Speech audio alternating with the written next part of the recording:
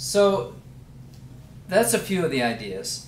And I don't remember how we got onto this, but when I talked about being the most vulnerable and trying to hit someone square on, I decided that we would go to Tenshin Nage.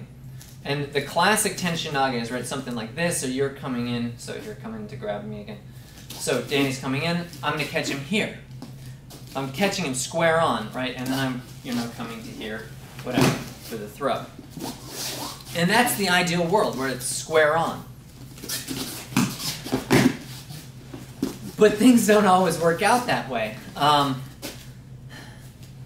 The nice thing about this square on, first of all, you've got that conduit of connection.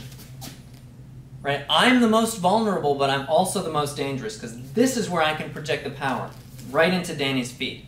But it's also, he's got this window where he can project right into me. The other thing about it, when I catch him square on, is that now, again, I can use the Kazushiwaza type principle of shearing off just the smallest part of Danny that I want to work on. So I just want to work on this part of his hand that has grabbed me. Rather than trying to move Danny's arms, I'm going to try to just move the part that grabbed me.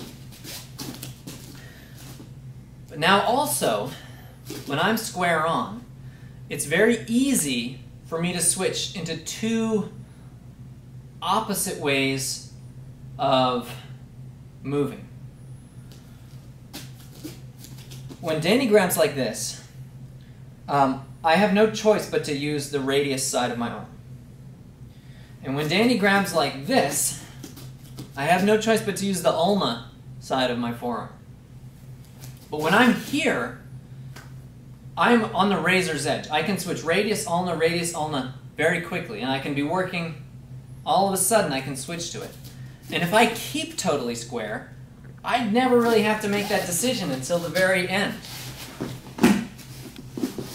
I can keep Danny balanced on that razor, and then when I need to make the switch, I can make it happen.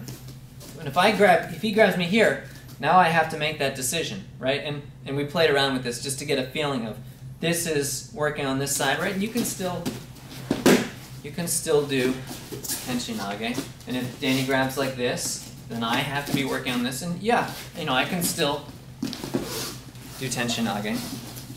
But the ideal world is working on that razor's edge, where I'm going to just try to work the smallest part of Danny that I can, and I'm trying to hit it. It's like trying to have two razors come right at each other and hit perfectly square on. And they're not going to be quite perfect, so one is going to knock the other over, and that's what we're going for here.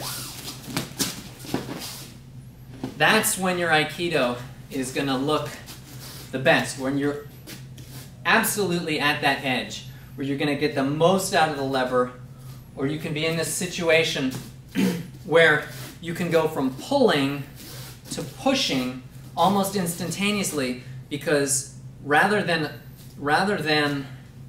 a lever, which you're pulling and then pushing, that's a big change to effect.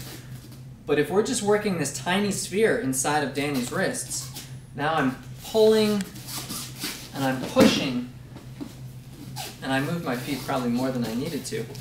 So I'm pulling and pushing. And again, even with that hand, this part of the hand is trying to draw Danny's pinky out. And they're going to naturally switch. So these are still ideas that are still percolating in my head. But I'm always looking, when I watch a new technique, I'm always looking, where's that razor? Where's the edge that we can play with? Because the closer to that edge you get, where you can both pull and push,